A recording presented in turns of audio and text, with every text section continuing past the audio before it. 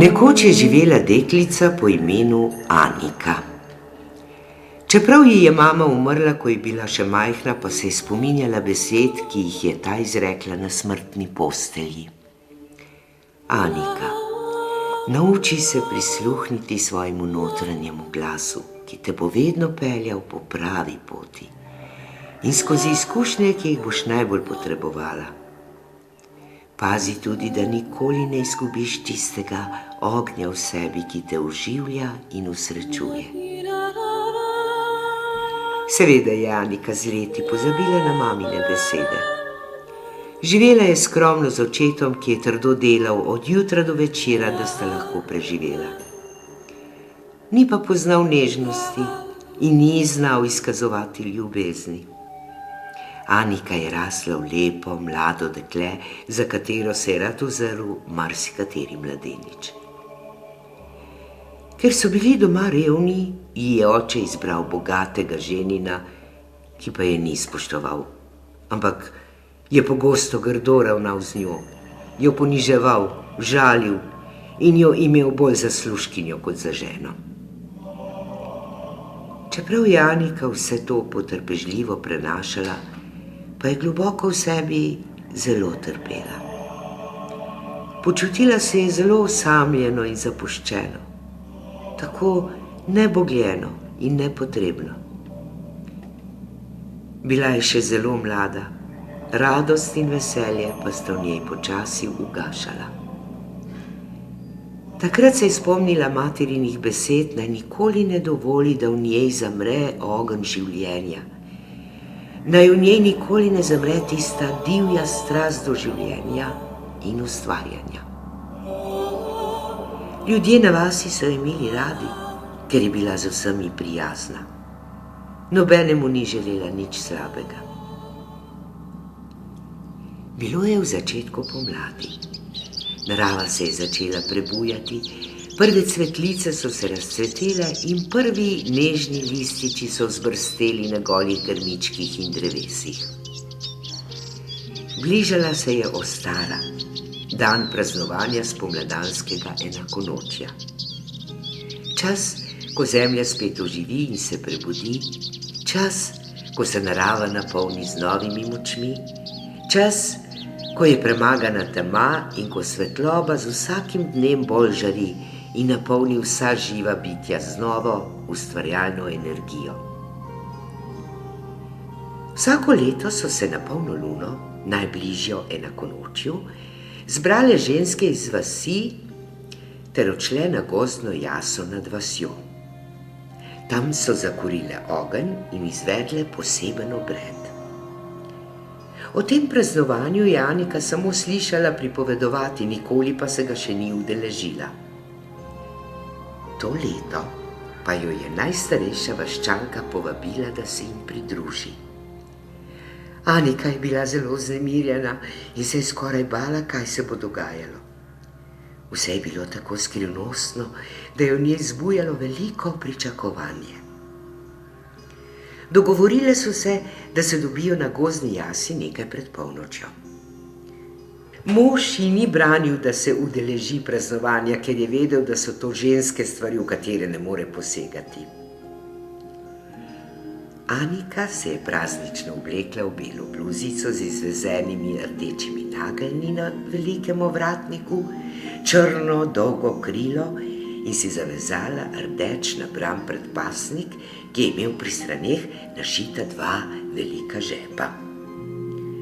Potem si je še skrtačila dolge rjave lase in jih spletla v gosto kito, nataknila še lesene cokle, se ogrnila z volnenim šalom in se odpravila po ozki, strmi stezi, ki je vodila proti mestu, kjer so se dogovorile. Čeprav so bili ti dnevi že prijetno topli, pa so bile noči še vedno hladne. Aniko je nekoliko mrazilo po telesu, pa ne samo od mraza. V njej se je nekaj dogajalo, kar si sama ni znala pojasniti.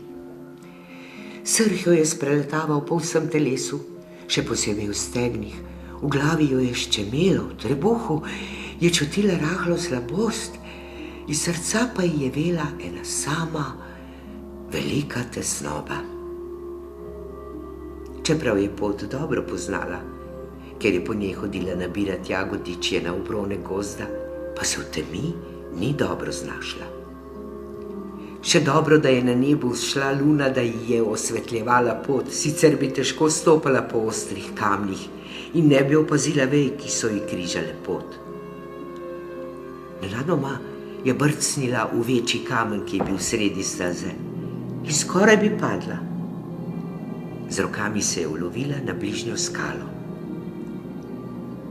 Zagledala je na tleh nekaj kovinskega. Pogledala je od bliže in ugotovila, da leži na tleh zelo velik, že nekoliko zarjavel ključ. Vzela ga je v roke in si ga ogledala. Tako velikega ključa ni še nikoli videla. Ni si znala predstavljati, kakšna vrata lahko odpre, ker na vasi in v njeni bližini ni bilo nobenih vrat, ki bi potrebovale tako velik ključ. Še posebej se ji je zdelo zanimivo držalo, ki je bilo oblikovano v krog, v katerem je bil delan cvetlični vzorec. Odločila se je, da ga bo odnesla s seboj, zato ga je spravila v žep predpasnika. Ko je nadaljevala pot, je že oddaleč zagledala ogenj, ki se je počasi razplamteval v svojih zamolklo rdečih barvah in postajal vedno svetlejši in glasnejši, saj je bilo slišati njegovo presketajočo govorico. Ko se mu je približala, je v njem zagledala poznane obraze vaških žena. Toplo so jo sprejele mence in jo povabile, da se ji pridruži pri pletenju naglavnih venčkov. Narejeni so bili iz pisanih trakov, ki so na eni strani prosto viseli in bili prepleteni s prvim spomladanskim cvetjem. Anika se je po dolgem času počutila sprejeta s tisto ljubeznijo in mehkobo, ki ju je dajala njena prerano umrla mati. Povsem se je umirila in prepustila se je prijetni toploti, ki je prihajala od ognja. Zdelo se je, da ji je ogrela telo in dušo. Na večji skali, ki je bila na vrhu ploščata in podobna mizici, je Anika opazila, da so bili postavljeni določeni predmeti. Skodela, bel prtiček, za katerega je predpostavljala, da je v njem zavit hlebec kruha, steklenička in majhni kozarčki ter košarica s pobarvanimi in lepo okrašenimi jajci. Ob strani pa je bil prislonjen večji zvonček in v krogu boben, na katerem je bila napeta tanka živalska koža. Aniki se je prostor zdel kot majhen oltarček. Potem je najstarejša vaščanka, okrašena v dolge ogrlice v vijoličnih in modrih barvah ter oblečena v povsem belo, dolgo oblačilo s širokimi, dolgimi rokavi, ki so se kot krila razširili od komolcev navzdol, vzela v roke palico in z njo zarisala ris okoli ognja. Vse ostale ženske so tiho obstale in spremljale njene gibe. Nato je 4 velikimi, okroglimi kamni označila na travniku vse 4 strani neba.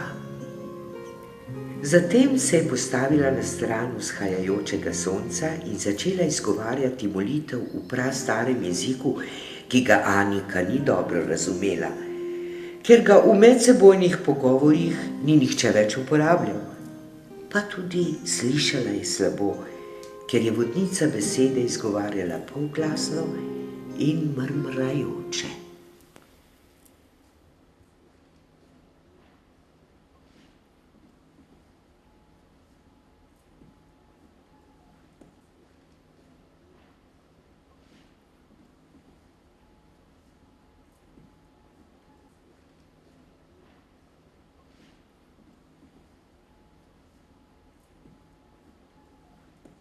Kličem sile vzhoda in zraka, sile modrosti in jasnosti, sile vseh krilatih bitij in vil.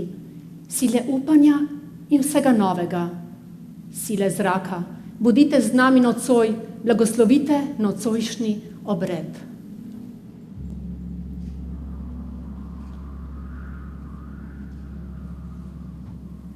Kličem sile juga in ognja, sile, ki prihajajo iz zmajevih ust, sile strasti in sile srca, sile dejavnosti in sile ustvarjalnosti, sile ognja, bodite z nami nocoj, blagoslovite nocojšnji obred.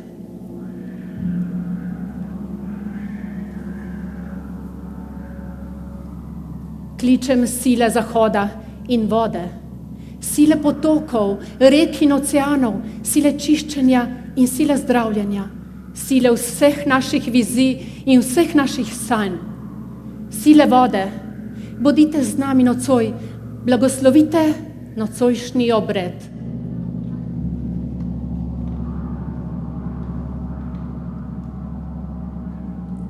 Kličem sile severa in zemlje, sile kristalov in mineralov, sile vseh razodevanj in vseh fizičnih pojavnosti, sile napredka in sile obilja, sile zemlje, bodite z nami nocoj, blagoslovite nocojšnji obred.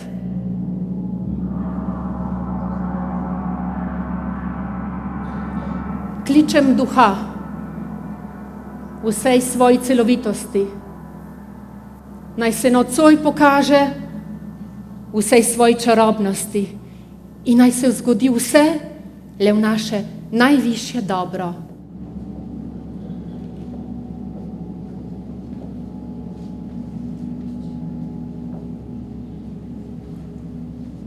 Naš krog je svet, ker so vse sile v njem. Naš krog je svet, ker smo mi v njem. Obračam se k tebi, vzhod, da počastimo pomlad, da počastimo zemljo in vsa živa bitja, da se spet obnovi upanje, ki je ugaslo v nas. Obračam se k tebi, boginja, napolni nas tvoj ljubeznijo, napolni nas tvoj lučjo, napravi nas močne in neustrašne. Naj bodo vse naše sile, sile ljubezni, naj bodo vsa naša dejanja posvečena le tebi. Jaz sem boginja, mati življenja, jaz sem boginja, prinašalka življenja, jaz sem božanska kraljica, jaz sem Izida, Venera, Šakti, Ištar, jaz sem boginja, vedno živeča, vedno ljubeča. O mati, mati vseh stvari, naj bodo mir, ljubezen, radost z nami nocoj. Čas je za sejanje semen naših sanj. Čas je, da se zgodi preporod. Zacingljajmo zvončki in zaplešimo, da se v naša srca vrne pomlad.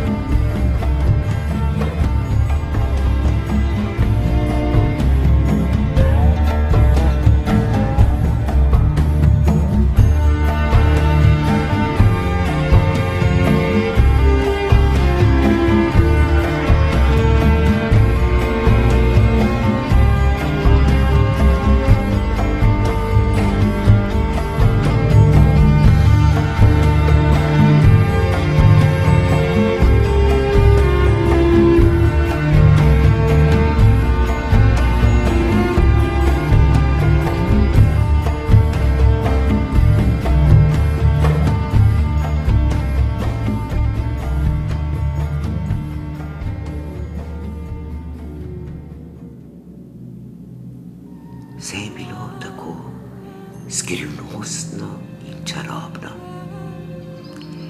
Polna luna je že pripotovala na sredino nebesnega svoda. Še zadnji oblački, ki so prekrivali nebo, so se razkropili, kot da bi nanje vplivala lunina moč. Bila je tako velika in svetla. Aniko je spominjala na dobrohoten materin obraz, ki se je rahlo nasmihal in vabil, da se mu prepusti. Gledam te, Luna, kako si velika in svetla, tako popolna v svoji obliki, tako veličastna v svoji moči, tako neizrekljivo privlačna, da se ne morem upreti tvojemu siju. Vabi me in kot vrtinec vleče vase. Potem te zagledam, mati. Tvoj široki obraz, tvoje tople oči. Iz njih veje ena sama predanost, ena sama velika ljubezen, ki si o sebi le malo namenjala, vedno le drugim dajala. Sem te že mar pozabila? Pridi le za trenutek spet k meni, da te objamem in rečem tiste besede, ki bi ti jih rada že davno povedala. Tedaj je vodja obreda povabila Aniko, naj se ji pridruži v notranjosti kroga. V roki je vzela leseno skodelo, v kateri je bilo mleko, in jo prislonila k Ankinim prsim, ter ji nato rekla, naj ga popije. Anika, popij, nahrani svojega notranjega otroka.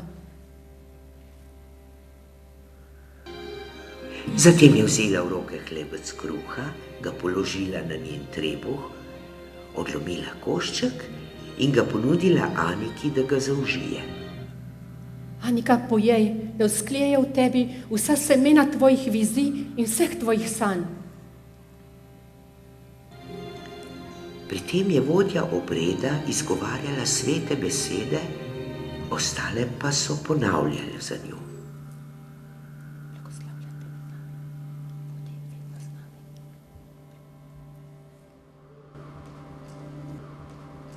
Čez nekaj časa je vzela stekleničko in z njeno vsebino napolnila majhne kozarčke.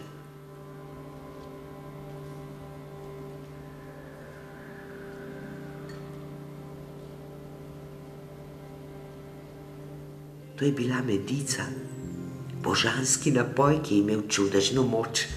Pomagal je premagati strah in se prepustiti božanskemu vodstvu. Ponudila ga je Aniki in vsem ostalim ženskam, preostanek pa je zlila na ogenj.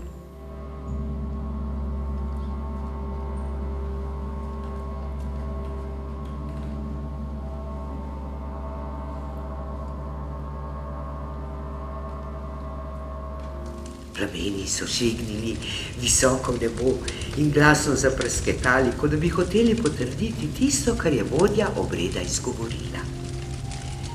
Potem je z oltarja vzela boben in se umaknila iz kroga. Začela je počasi udarjati po njem, Aniki pa je naročila, naj stopi v notranjost kroga in zapleše okrog ognja. Sama pa je vedno hitreje in glasneje udarjala na boben. Anika najprej ni vedela, kaj vse to pomeni. Vseeno pa je sledila povabilu in začela počasi premikati svoje telo.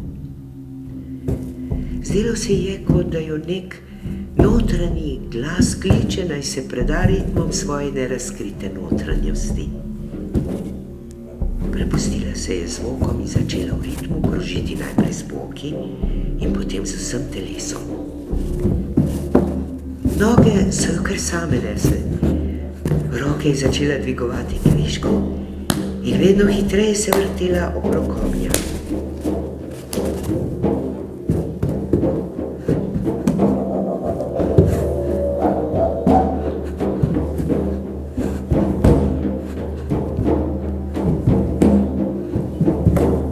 nekaj časa je nad seboj še videla srečen lunin obraz, ki jo je kot magnet vlekel, da se mu prepusti in povsem preda. Nato je vse okrog nje začelo izgubljati svojo obliko, ostale so samo še barve, ki so se prelivale druga v drugo, postajalo je vse temnejše, temnejše. Nenadoma se je znašla sredi gozda. Bilo je temno kot v grobu. Niti najmanjša svetloba ni prihajala od nikoder. Drevesa so rasla gosto drugo ob drugem, tako da je zadevala vanje in so ji veje razpraskale že skoraj vse telo.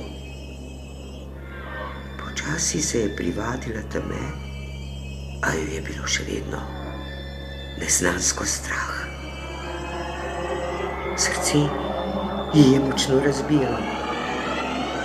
Tu in tam je gluho tišino prerezalo prhutanje kril nočnih ptic, ki so letale v bližini. Zaslišala je tudi glasove divjih zveri, ki so jo navdali z nemirom in negotovostjo. V tistem trenutku je zagledala obris neke živali, ki je stala skoraj tik pred njo. Tako blizu sta bili, da je začutila njenega duha. V njej je prepoznala volkuljo, ki je imela ob sebi mladička. Čeprav bi najbrž vsako drevenel od strahu, pa ji je globoko v notranjosti nekaj reklo, naj ostane mirna, ker se ji ne bo nič zgodilo. Volkulja je napravila nekaj korakov naprej, nato pa se je spet ustavila. Anika je razumela njeno govorico, naj sledi. Volkulja se je občasno ustavila, da jo je Anka lahko dohajala. Pri tem pa je skrbno pazila svojega mladička, ki je iskrivo poskakoval in raziskoval svet, da ni zašel v goščavo in se izpostavil skritim nevarnostim, ki so pretile z vseh strani temnega sveta. Včasih je s tačko popraskal mamovo volkuljo po zadnjih tacah, da se je ustavila, ker je bil lačen in je hotel malo posesati. Takrat se je mirno ulegla na primeren, mehek prostor, da se je mladiček lahko približal njenim seskom in se nahranil. Medtem, ko je mirno pil, ga je z jezikom lizala in čistila, z eno taco pa objemala in na ta način varovala. Kako lepo ju je bilo opazovati. Kakšna predanost in požrtvovalnost, kakšna skrb in milina. Tudi Anika se je v njej počutila varno in zaščiteno. Nato so nadaljevali pot, ki se je nekaj časa vila po ravnini, potem pa spet vzpenjala strmo navzgor, dokler niso prispeli do skalne stene in široke odprtine v njej. Volkulja se je ustavila, potem pa stekla in se izgubila v temno noč. Anika je vedela, da je prišla do mesta, odkoder mora pot nadaljevati sama. Stopila je do vhoda v votlino, ki so ga zapirala težka, okovana vrata. Poskušala jih je odpreti, vendar so bila zaklenjena. Takrat se je spomnila, da je v predpasnik spravila stari, zarjaveli ključ, ki ga je našla na tleh. Vtaknila ga je v ključavnico in zares je bil pravi. Odrinila je vrata in stopila nekaj korakov naprej v črno temo. V tistem trenutku ji je zmanjkalo tal pod nogami in padla je v globoko brezno. Padla je na tla in izgubila zavest. Ko je ponovno odprla oči, se je okrog nje vse iskrilo v indigo-vijoličnih barvah. Zdelo se ji je kot večerno nebo, na katerem se lesketa in migota na tisoče drobcenih zvezd. Ko je tako občudovala majhne raznobarvne iskrice, je pred seboj zagledala veliko belo sovo, ki jo je opazovala in jo tudi nagovorila. Anika, prišla si, čakala sem nate. Opazila sem, da si zaupala in se prepustila svojemu notranjemu glasu in vodstvu. Pred seboj imaš še 2 težki preizkušnji. Če ju boš uspešno premagala, boš za nagrado dobila tisto, kar si prišla iskat. Vendar jaz ne vem, kaj sem prišla iskat. Ji je odgovorila Anika. Ti še ne veš, dobro pa ve tvoja duša. Dokler tega ne boš spoznala in sprevidela, ti dam eno izmed mojih očes. S perotjo si je iztaknila oko in ga položila v Anikino dlan. Trdno ga stiskaj v roki in pazi, da ga ne izgubiš, sicer boš zavedno ostala zaslepljena. Sedaj pa pojdi in se ne oziraj za seboj, vedno stopaj le naprej. Anika je stopila v temen, ozek hodnik, ki se je spuščal strmo navzdol. Čeprav je bila v njem popolna tema, pa je Anika s pomočjo sovinega očesa videla in zaznala prav vse. Videla je vsako oviro na poti, da se ji je lahko izognila ali pa se soočila z njo. Nato se je hodnik razširil v prostorno okroglo sobo, ki je imela stene pobarvane v okra rdečo barvo. Po tleh je zagledala kose kože, ki jo je spominjala na kačji lev. V zraku pa je bilo slišati čudne vibracije, podobne kačjemu sikanju.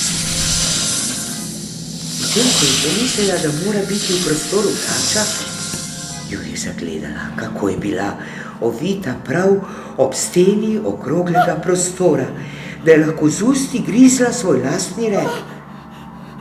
Anika je ni takoj opazila, ker je bila enake barve kot stena. Nenadoma je kača sunkovito dvignila glavo in z iztegnenim jezičkom siknila.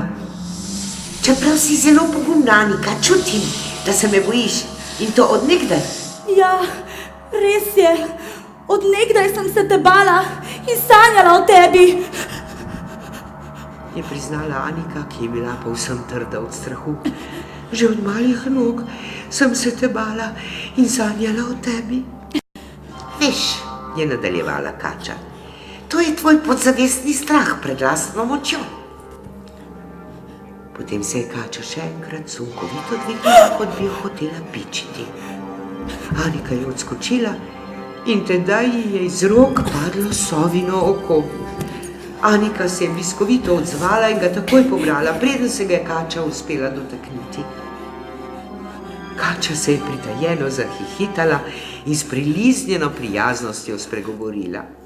Dam ti še lepše obleke in najdražji nakit tega sveta, če mi odstopiš tisto vsevidno sovino oko. Anika ni dolgo premišljala, ampak ji je takoj odgovorila. Ne, za nič na svetu ga ne zamenjam. Kača je še naprej prigovarjala in naštevala vse dragocenosti in zaklade tega sveta, vendar Anike ni omajala. Ko je le spoznala, da je z ničemer ne more kupiti, ji je rekla. Dobro si se utrezala, zato ti dajem to stekleničko s posebnim napitkom, ki vsebuje čarobno tekočino pomešano z mojim strupom. Ko boš v najvišji stiski in se boš borila s silami teme, takrat napravi en požirek in dobila boš moč, da razrešiš nastalo situacijo.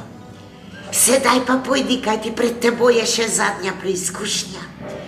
Če jo boš uspešno prestala, te nič več ne ustavi na poti k sreči in zadovoljstvu. Preden je Anika nadaljevala pot, jo je še vprašala. Samo še nekaj me zanima. Zakaj je po tem prostoru toliko kosov tvoje kože? zato, je odgovorila kača, ker se z vsakim napredovanjem na višjo raven življenja oddenemo v novo oblačilo, ki je vedno bolj čisto in transparentno. Anika se ji je zahvalila, vzela stekleničko in jo dala v žep predpasnika.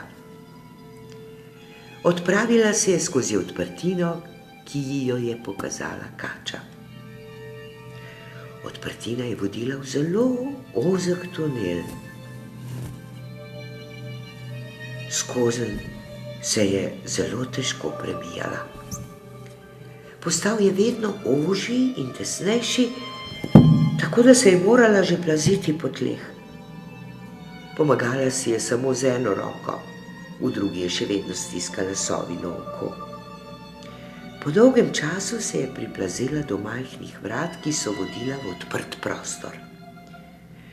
Bilo je tako temno, da si nikoli ni predstavljala, da je tema tako črna. Tedaj se je spomnila na sovino oko, ga močno stisnila in pred seboj zagledala prostor pravilne kvadratne oblike, sredi njega pa stopnice, ki so polžasto vodile v samo središče. Začela se je spuščati navzdol. Ko je napravila prvi zavoj, je na severni strani opazila lino, skozi katero je prihajala sijoča, rdeča svetloba. Postajala je vedno svetlejša, dokler se ni spremenila v ogromen ognjen zubelj, ki je plapolal vedno višje in že grozil, da jo bo objel v svoj mrtvaški ples. Tako blizu je že bil, da je začutila njegovo toploto in prasketanje. Ko se je že skoraj prepustila njegovi ničujoči in razdiralni sili, ji je notranji glas rekel, da je napravi požirek čarobnega napoja, in ga je izročila kača.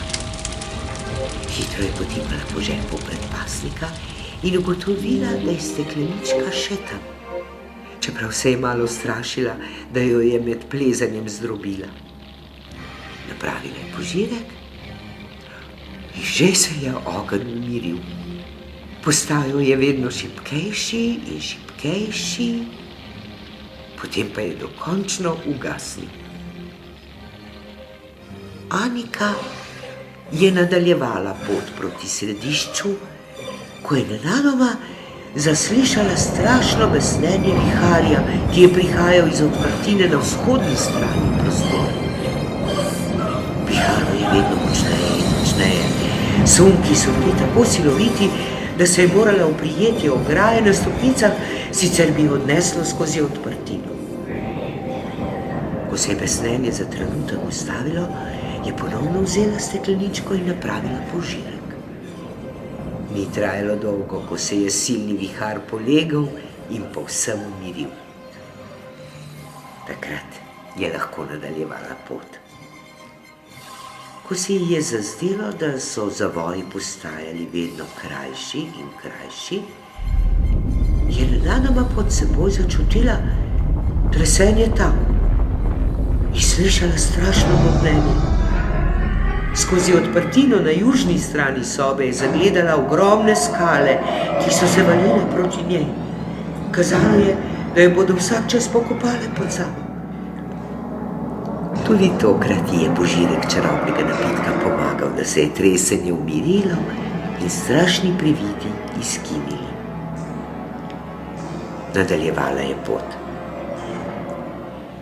Že čez čas zasliši šumenje vode, ki je vedno bolj naraščalo.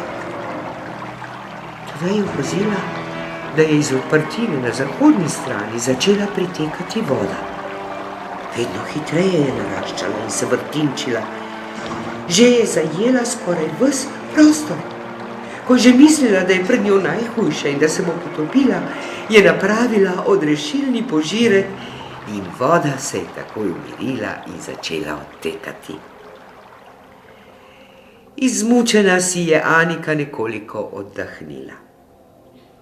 Potem pa je napravila še nekaj zavojev po spirali, ki je vodila v samo središče. Preden je stopila z zadnje stopnice,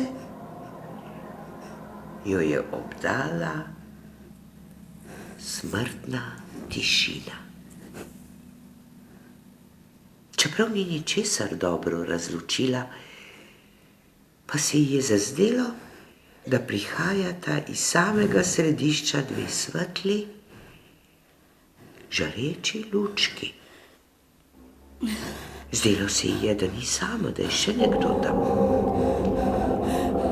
Približala se je, da bi bolje videla vir te žareče svetlobe, ki jo je tako privlačil, in s grozo ugotovila, da prihaja od para oči. To so bile oči velike črne zveri, velike divje črne mačke, velike črne pume. V tistem trenutku je strašno zavpila. Njen krik pa se je na njega načinoma spremenil v grozljivo rjovenje. Spremenil se je v rjovenje zverine, ki se bori za svoj prostor. Začutila je to divjo zver v sebi, ki se je prebudila in uživela. Razumela je njeno sporočilo. Anika, bori se za svoje življenje, za svoj prostor pod soncem. Ne dovoli nikomur, da bi posegel van brez tvojega dovoljenja, da bi se te podredil in se te polastil.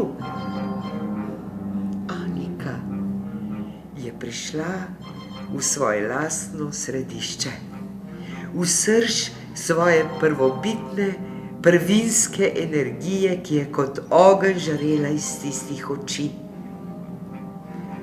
Tako divje in strastno, da je v trebuhu začutila strašno toploto. V njej se je nekaj premaknilo. Prepoznala je rdečo kačo, ki se je prebudila in začela dvigovati. Zdaj ni bilo več ovir na njeni poti. Ni bilo več temnih in ozkih prehodov, nič več stopnic in temnih brezen. Pot je bila odprta naravnost navzgor, v svobodo. Počutila se je tako lahko, da je v sebi razprostrla krila in zletela. Takrat je lahko videla stvari in dogodke v povsem drugi perspektivi, pa tudi v vseh dimenzijah, kajti odprlo se ji je notranje oko. Pred seboj je zagledala belo sovo, ji vrnila oko in se ji zahvalila za vse nasvete. Zatem se je ponovno znašla v krogu okrog ognja. Ženske so se še vedno držale za roke in pele, najstarejša vaščanka pa je lahkotno igrala na boben. Ritem je bil vedno bolj umirjen, nato se je ustavila. Zacingljala je zvončko in obred je bil končan.